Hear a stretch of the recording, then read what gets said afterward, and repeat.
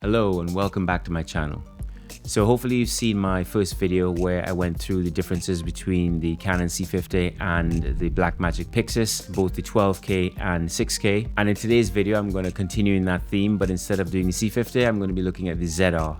So we'll be looking at the specifications of the ZR versus the PYXIS 12K and the PYXIS 6K. And if you stick around to the end, there's going to be some sample footage from the URSA CINE 12K, which is exactly the same sensor as the PYXIS 12K, but couldn't get my hands on that as yet. The PYXIS 6K, and also some footage from the ZR as well. So join me after the break. Let's get into it.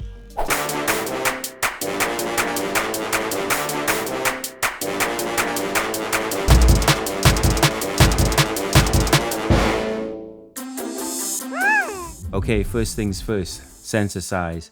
So the ZR is a full frame camera, the same as the 12K and the 6K. And we have the ZR coming in at 35.9 by 23.9 millimeters, which is exactly the same size as the C50, you might note. The 12K is also 35.64 by 23.32, and the 6K is 36 by 24 millimeters exactly. So one of the key features and specifications that people are often quite passionate about is the dynamic range of the camera.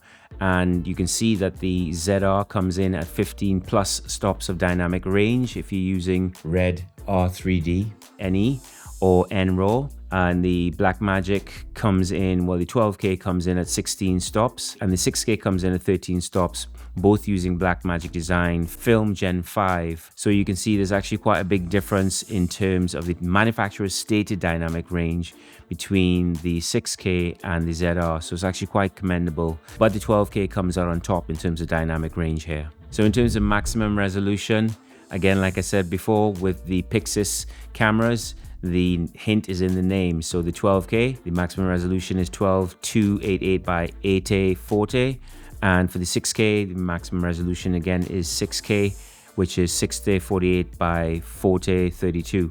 For the ZR, the maximum resolution is 6048 by 3402, which has a slightly shorter, less tall frame than the 6K. So if you look at the red outline, you'll see the PYXIS 12K at full resolution.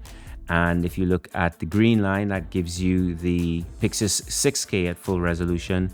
And as you can see, the ZR is the same width, but it's just slightly shorter in terms of height. And also, if you wanted to have a look at the different crops that you get with the ZR, you can see the full 6K frame, what that looks like. That's basically an outline of the image.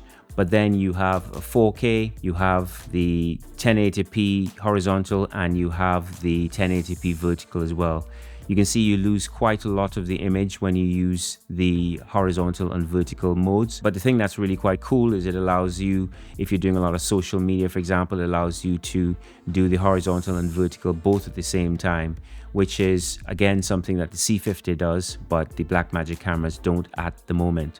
Who knows, maybe with a firmware update, they'll be able to do the same thing, but hopefully you won't lose as much resolution as you do with these cameras. It'll be really interesting to see if the 12K can do something like this, but without losing all that resolution and keeping the full height. That would be pretty cool. At the moment, the ZR doesn't give the option to have open gate.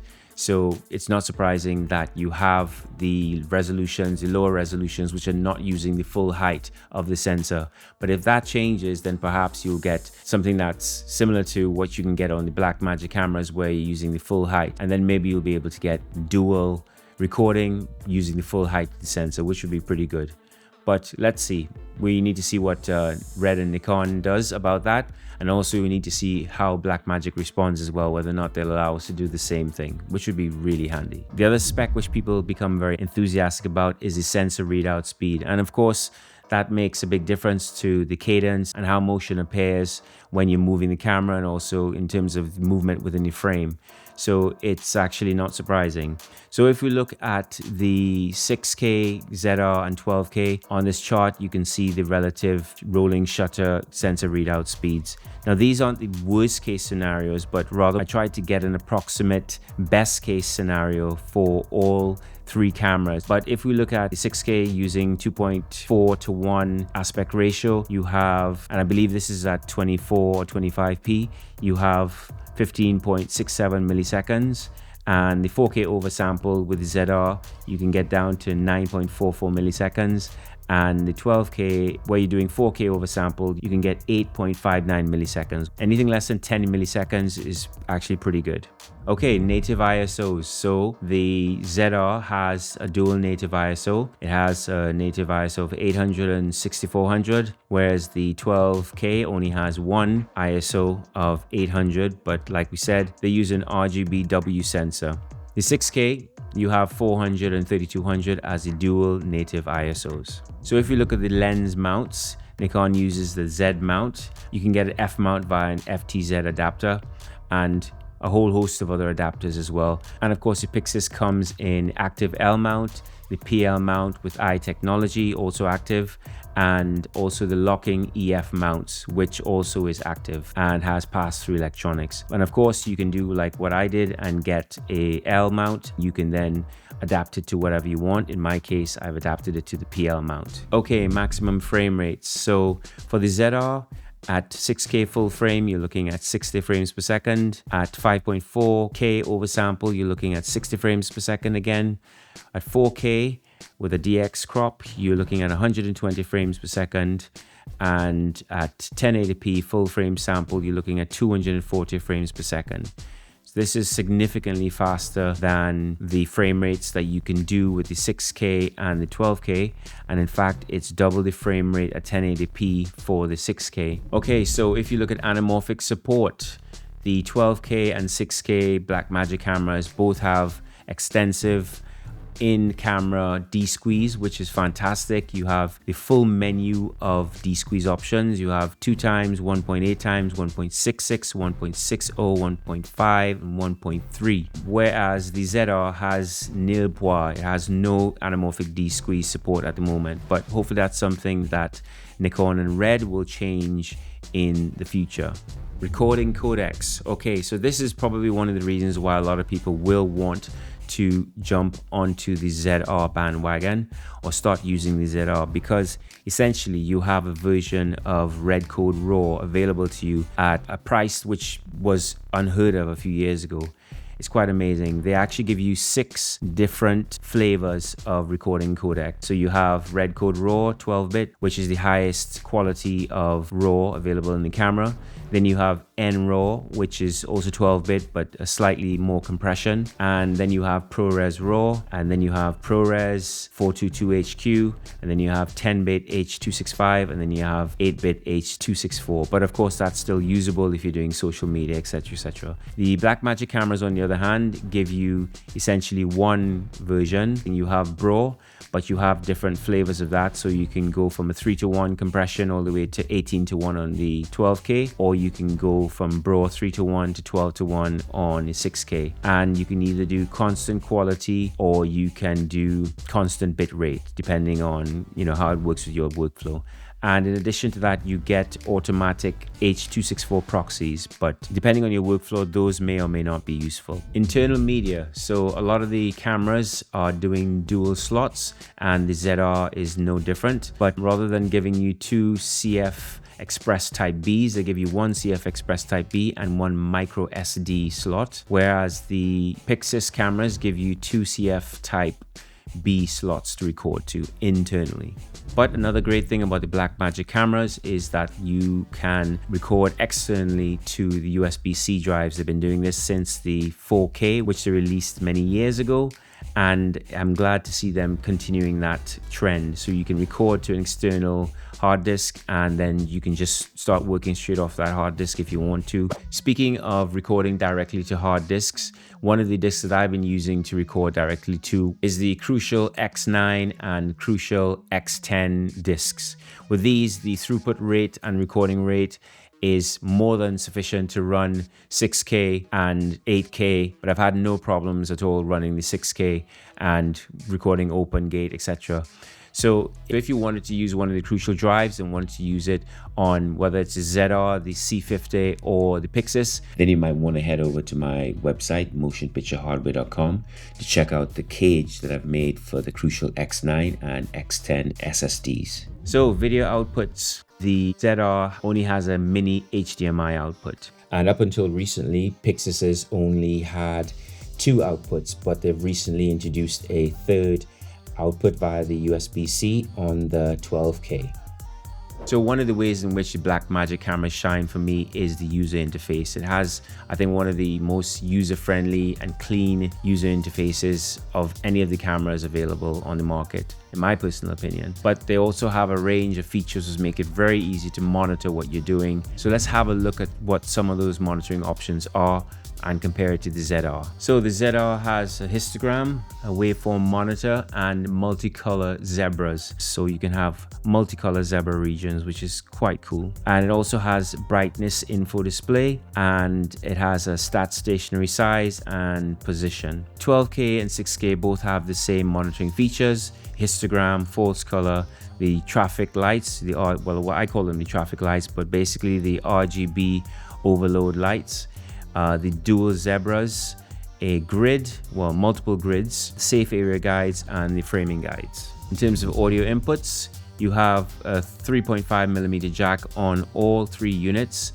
but then the ZR also has a digital shoe connector, and with that you can connect a microphone, a digital interface, which is sold separately. In addition to the 3.5mm jacks on the PYXISes, you also have a mini XLR, which you can apply phantom power to for your recording.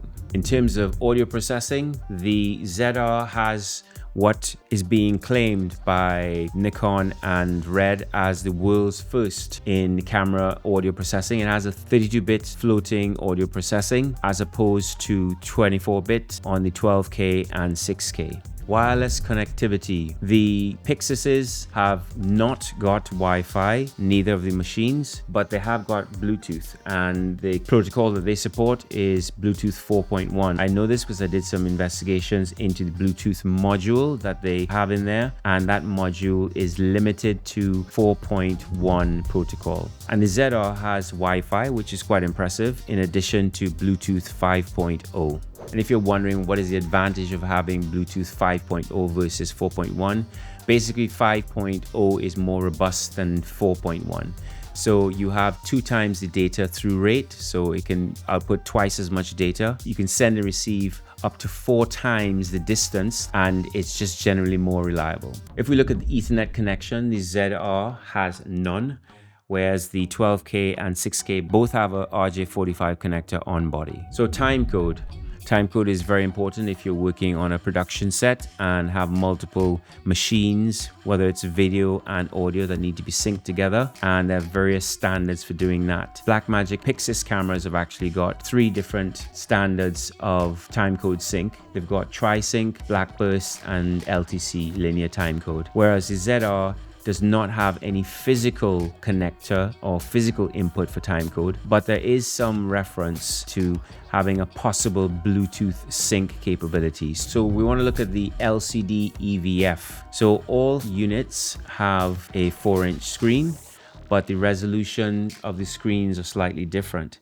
You have 1280 by 800 on the ZR, and you have 1920 by 1080 on the 12K and the 6K. The 12K and 6K also are 1500 nits as opposed to 1000 nits on the ZR, which is also bright. The other thing is the ZR is articulating, so you can take that out, so you can do vlogging and you can shoot from different angles, etc. Whereas the monitor on the PYXIS is fixed. They're all touchscreen. You can connect to an EVF via the mini HDMI on the ZR, and if you wanted to do the same thing on the 12K, you can connect to an EVF via the USB-C port. One thing that Nikon and Red have been pushing, and a lot of people who have reviewed the camera have said, is that how gorgeous the screen is. And one thing which I couldn't get verified from Blackmagic is whether or not it's a DCI P3 screen. And in case you don't know, DCI P3 screens are basically the type of screens that you get on your smartphones, like your iPhones after iPhone 7, your iPads, your Mac screens, etc. So it's a very high quality screen. Battery type. For the ZR, we have the Nikon EL15C, which is a new type of battery, and you get approximately 125 minutes with that. For the 12K and the 6K PYXISs, you have the BPU style batteries, and if you have a BPU 60 like the one I have, you get somewhere between 120 and 180 minutes. One of the things that's quite cool about the ZR and is different to the PYXISs is that you can actually charge the battery while you are plugged into the USB-C port. Whereas the Blackmagic cameras, you used to be able to charge a battery if you had a power supply either through mains or through a charging pack. You could have charged a battery in camera before. You can no longer do that with the PYXISs. I'm not sure why they've stopped allowing you to do that, but there it is. Whereas on the ZR, you can still do that. So you can charge your battery while it's in the camera using an external power pack or some other USB-C supply. Weight and dimensions. Well, the ZR is 540 grams versus the 12K's 1588 grams and the 6K's 1497 grams. So it's nearly 1/3 of the weight of the 12K and the 6K. So it's actually quite a tiny device in comparison. If you look at the dimensions, again, that bears that out. You can see it's much smaller in dimension than the PYXISs, but the PYXIS was always meant to be more of a production camera, box camera that people can rig and use however they want, and less so a traveling run and gun camera. So crop behavior. Again, let's start at the 12K. The 12K has no cropping for the 12K, 4K or 8K due to oversampling. There are other resolutions that you can get out of the 12K which do crop them, but what I love about the 12K is the fact that you can preserve your field of view and not have a crop and shoot in any of those resolutions, which is fantastic. The 6K, not so good. If you go from 6K down to 4K, there's a 1.65 times crop, and if you go to HD, then there's a 3.3 times crop, so you're losing a lot of the image, a lot of the field of view. And with the ZR, you also have a crop when you go from 6K full frame down to 4K.